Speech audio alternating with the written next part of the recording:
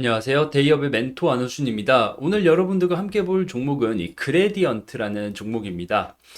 제가 소제목으로 다양한 업종의 자회사로 성장을 도모하고 있다 이렇게 이야기를 했는데, 그레디언트가 어떻게 보면 지주사는 아니지만 다양한 자회사를 가지고 있는 어떻게 보면 기업으로서 현재 이 그레디언트의 사업을 확인을 한번 해볼 거고요. 지금까지 발현된 실적이라던가 이 앞으로의 주가 전망은 어떠할지 그리고 리스크는 어떤 게 있는지 이야기를 한번 해보도록 하겠습니다. 이 그레디언트 전체 매출에서 거의 70%를 차지하고 있는 게 자회사 중에 관계회사 중에 아이마켓 코리아인데, 아이마켓 코리아는 어떻게 보면 일종의 B2B 형태로 기업에 필요한 물건들을 어떻게 보면 온라인으로 판매하는 그런 회사라고 보시면 되는데, 아이마켓 코리아에 대해서는 이 그레디언트를 보기 위해서 중요한 어떻게 보면 전체 매출 70%를 담당하는 회사이기 때문에 제가 촬영한 아이마켓 코리아 이전 영상을 본다면 조금 이 그레디언트를 이해하는 데 도움이 되실 거라고 판단이 되고요. 그리고 뭐 전체 매출의 한 20%를 차지하고 있는 이 안현케어라는 거는 이제 어떻게 보면 바이오 기업이라고 보시면 될 것 같습니다. 이렇게 두 가지 섹터에서 어떻게 보면 강점을 가지고 있고, 어떻게 보면 꽤 실력 있는 종속회사, 자회사를 가지고 있는 기업이라고 보시면 될 것 같은데, 조금 더 디테일하게 이 매출 비중은 이렇게 봤지만 사업별로 매출로 한번 보자면, 지금 현재 그레디언트가 힘을 주고 있는 부분이 어디인지 볼 수 있습니다. 왜냐하면 지금 22년과 23년을 비교할 수 있게끔 이렇게 공시 자료에서 가지고 왔는데, 제가 아까 말씀드린 B2B, 아이마켓 코리아가 지금 발현하고 있는 실적은 여기입니다. 전자상거래업이라고 보면 되는데, B2B 전자상거래업. 22년도에는 전체 매출의 81%가 됐는데, 지금 23년도에는 78%, 뭐 79%로 줄었죠. 금액을 보더라도 22년도에는 거의 뭐 3조 정도 매출이 나왔던 회사인데 지금은 한 2조 7천억까지 거의 한 10% 정도 줄어 있는 거를 볼 수 있습니다. 다만 늘었던 부분은 이 바이오 헬스케어 사업인데, 지금 뭐 금액이 뭐 비교해 보면 작긴 하지만 22년도에 5천억 정도의 매출을 해서 전체 매출의 15%를 했었는데, 23년도에는 6,600억 정도로 큰 폭으로 늘었죠. 뭐 거의 죄송합니다. 15% 가까이 늘었다고 보시면 될 것 같은데, 그래서 매출 비중은 네, 19%까지 올라왔습니다.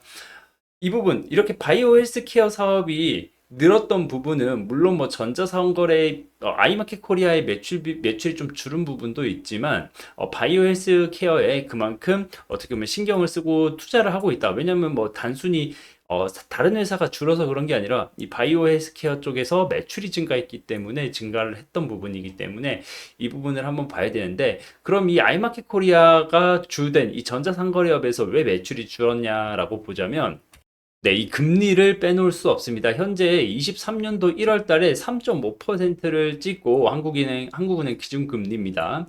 더 이상 어떻게 보면 금리를 더 높였다가는 한국 경제가 어떻게 보면 위태해질 수도 있겠다. 그래서 지금 미국 금리가 5.5%인데 엄청나게 차이가 많이 나죠. 뭐 역대급 차이라고도 얘기할 정도로 차이가 많이 나는데, 한국 어떻게 보면 이 경제가 무너지는 게 무서워서 올리지 못한 금리가 쭉 계속 이어지고 있는 상황이고, 갈수록 경기는 악화되고 이렇기 때문에 기업 측면에서도 뭔가 설비 투자라던가 산업 자재라던가 이런 거를 뭐 비축해 놓거나 재고로 쌓아두기 어려운 상황이기 때문에 그만큼 기업 매출이 줄어서 이 자회사 아이마켓 코리아의 매출이 줄었던 부분 인지를 하고 계시면 될 것 같고요.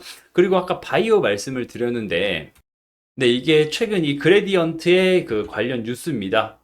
어떻게 보면 뭐 바이오 컨버전스, 뭐 프로바이오틱스 뭐 이러면서 굉장히 이 그레디언트가 지금 현재 최근 뉴스로 이렇게 소트를 했는데, 바이오에 힘을 주고 있구나. 그래서 앞으로의 성장은 이 바이오에서 찾으면 조금 더 이 그레디언트를 이해하기 쉽겠구나라고 이해를 해주시면 될 것 같습니다. 그럼 지금까지 말씀드린 내용으로 이 발현된 실적을 한번 보자면, 지금 23년도 매출은 3조 4천억 정도 나왔고요. 영업이익은 29억이네요. 다만 당기순이익이 60억 적자로 나왔습니다.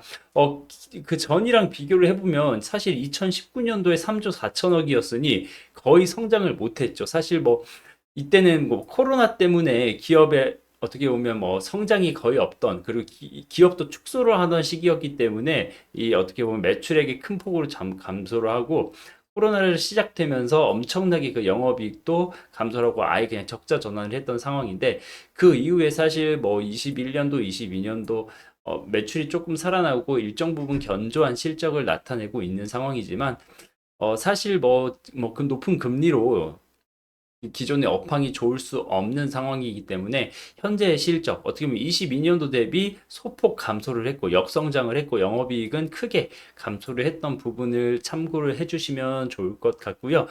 다만 이 부분에 대해서 조금 고무적으로 볼 수 있는 부분은, 23년도 기준에 유보율이 1000%가 넘는다, 이 정도는 추가적으로 재무의 입장에서는 조금 알아두시면 좋을 것 같습니다.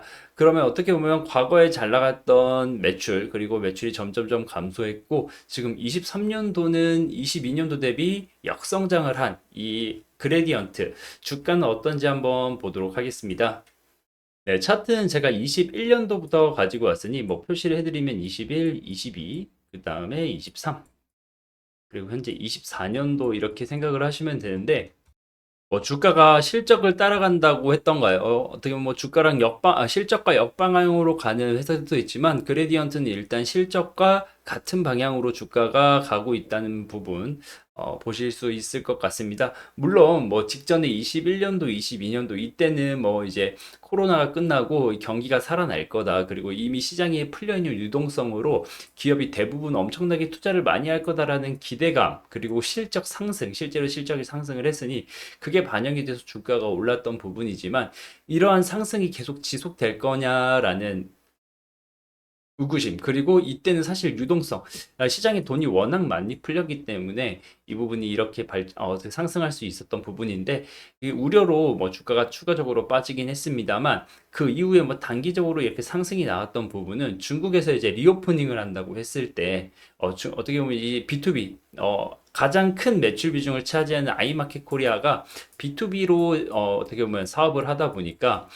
중국의 리오프닝에 맞춰서 그러면 기업이 조금 더 괜찮아질까? 이 알맥 코리아 매출도 조금 괜찮아질까라는 이러한 생각으로 잠깐 변동성이 있었지만, 그 추후에 22년도 이제 금리 인상이 시작이 됐죠. 금리 인상이 시작이 되면서부터 기업 경기가 이제 안 좋아질 거다. 그리고 소비재 경기, 어떻게 보면 소비가 침체되고 이 경제의 그 어떻게 보면 역성장이 어떻게 보면 우려가 되는 부분이었기 때문에 이 부분이 고스란히 주가로 나왔던 부분이라고 볼 수 있을 것 같고요. 사실 22년도 대비 23년도에 실적 매출액이 역성장했고 영업이익이 큰 폭으로 감소했던 부분을 본다면, 주가 하락이 이어졌던 부분은 당연하다고 생각을 할 수 있을 것 같습니다.